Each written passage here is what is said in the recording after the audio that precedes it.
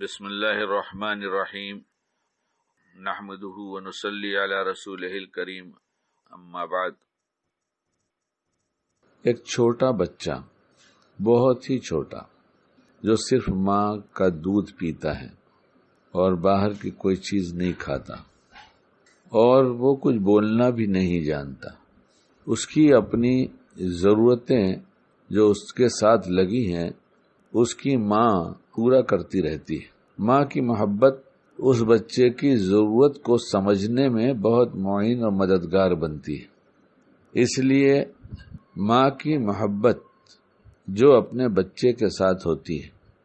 وہ زبان سمجھے بغیر، کیونکہ بچہ کچھ بولنا نہیں جانتا، وہ تو صرف رونا جانتا ہے،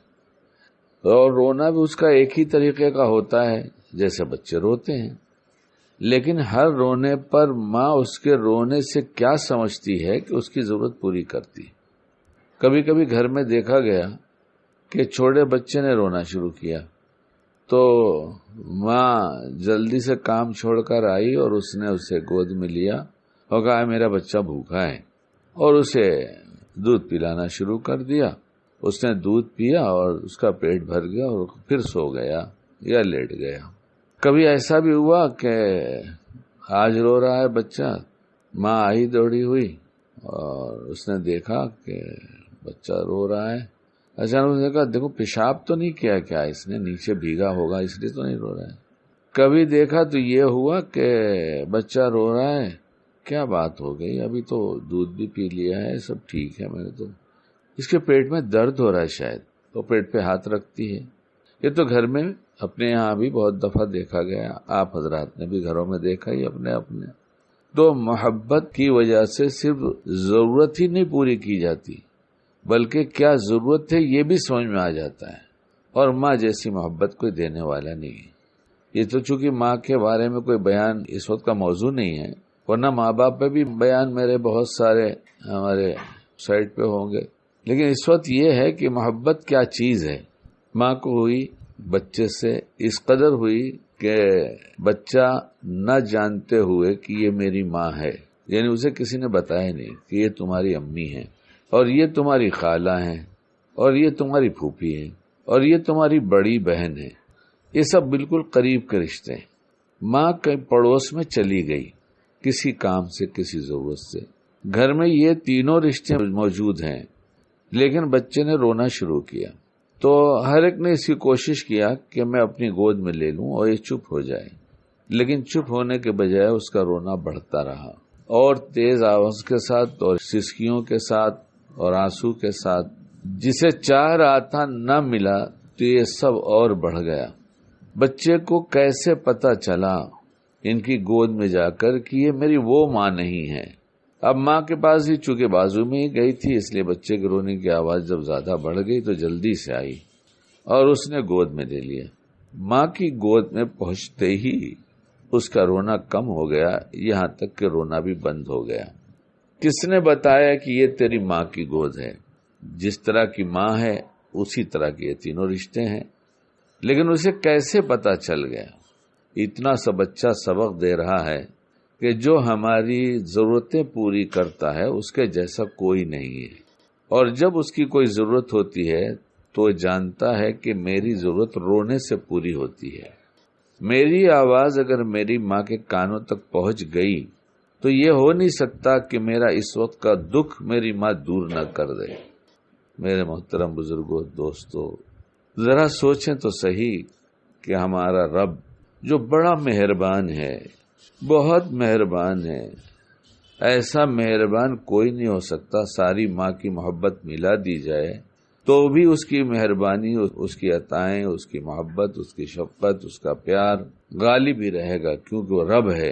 اور اپنے بندوں سے سب سے زیادہ محبت کرتا ہے۔ جتنے لوگ محبت والے ملیں گے سب کی محبتیں اس کی محبت کے سامنے کچھ بھی حیثیت نہیں رکھتی، اور وہ بے بس نہیں ہے۔ ماں کو علم نہیں ہے کہ کیا بات ہے، لیکن وہ محبت کی وجہ سے پتہ چلا لیتی ہے،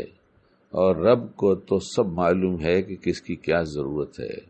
ہم نے رونا چھوڑ دیا، اس کو ہی صرف ضرورت پوری کرنے والا زبان سے کہا لیکن جی سے اعتراف ہوتا تو دوسری طرف نگاہ بھی نہ اٹھتی، ہر ضرورت پر سب سے پہلے اپنے رب کو دیکھتا اور اس کے بعد پھر سب میں سے کس کا اسباب کی دنیا میں اسی کے حکم کے مطابق تلاش کرتا ہے کہ اس نے ہی کہا ہے کہ ایسا کر لو۔ اس لیے کہاں ہم کس کے بھروسے جی رہے ہیں؟ ذرا ہم دیکھیں تو صحیح، ہماری ضرورتوں پر ہماری نگاہ پہلے کہاں جاتی ہے؟ کیا ایک نادان بچے سے بھی زیادہ نادان ہو گئے؟ کیا ہمارے دل کے اندر اس طرح سے ہمارے رب کا تعلق اتر گیا ہے، اسی گہرائی میں جا کر رچ بس گیا ہے کہ نگاہ پہلے اللہ پہ اٹھتی ہے؟ جب وہاں اٹھتی ہے اور اس کے سامنے ہاتھ پھیلانا ہوتا ہے، اس سے مانگنا ہوتا ہے، تو جو رب بن مانگے اتنی نعمتیں دے رہا ہے، کسی موقع پر ہم بیٹھ کر ہم شکیل سے کہہ رہے ہیں کہ سر سے پاؤں تک ایک ایک چیز پہ غور کیا جائے، اندر باہر، اور پیدا ہونے سے لے کے جب سے شعور ہوا ہے، جب سے اب تک میں جتنی نعمتیں ہم نے استعمال کیا ہے، کوئی ہمارے رب اللہ پاک کے سوا کوئی دوسرا ہے جو پوری کرتا ہے؟ ہم کہاں بھٹک گئے ہیں؟ کیوں اللہ پاک سے دور ہو گئے ہیں؟ نافرمانی دور کرتی ہے، فرما برداری قریب کرتی ہے۔ اس مہربان نے پھر مہربانی کیا کہ آ میرے بندے، پھر میرے قریب آ جا، تجھے شیطان نے بہکایا جو میرا بھی دشمن ہے اور تیرا بھی دشمن ہے، اور تیرے پہلو میں جو نفس ہے اس نے بہکایا۔ آج تیرے دونوں دشمنوں پر میں ایسا قابو کروں گا اور تجھے ایسا قابو دے دوں گا کہ تو ان سے جیتنا چاہے تو بہت آسانی سے جیت سکتا ہے۔ جیتنے کے لیے ایک قوت چاہیے، توبہ کرنے سے ایک قوت ملتی ہے۔ ہم اس بات کو کیوں نہیں سمجھ رہے ہیں؟ کہتے ہیں لوگ شکیل روز توبہ کی بات کرتا ہے، توبہ کے بغیر تقوی نہیں ہے، توبہ کے بغیر کوئی متقی بن نہیں سکتا، عبادتیں چاہے کتنی بھی کر ڈالے۔ بہت عبادت کیا شیطان نے، لیکن اس نے توبہ شامل نہیں کیا۔ غلطی اس نے بھی کیا تھا، بھول چوک آدم علیہ السلام سے بھی ہوئی تھی، لیکن آدم علیہ السلام کے ساتھ توبہ جڑ گئی تھی، اس لیے وہ تو